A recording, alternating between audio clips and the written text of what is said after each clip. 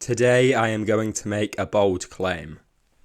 All agnostics are atheists, but not all atheists are agnostics.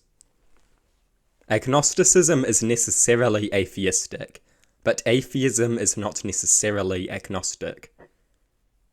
Atheists are people who do not believe in God. Agnostics are people who claim to not know if God does or does not exist. As employed in this particular context, know means something like believe to be true. Agnostics do not believe that God does exist or that he doesn't.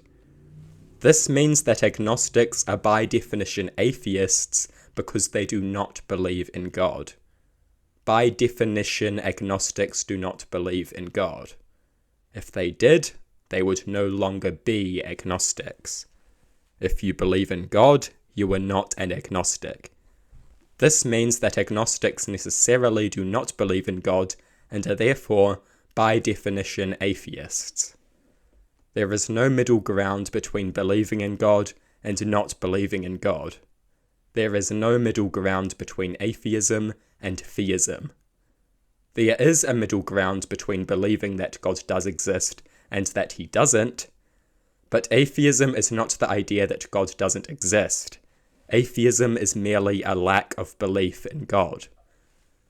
Agnosticism is inherently atheistic. All agnostics are atheists, but not all atheists are agnostics. Atheists are people who don't believe in God.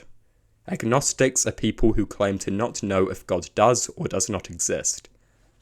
This means that by definition, agnostics do not believe in God because belief describes the acceptance of something as true.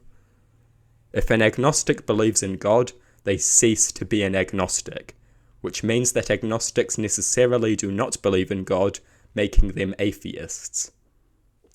There are some nuances here with regards to the philosophically complex meaning of words, such as know, belief, and truth.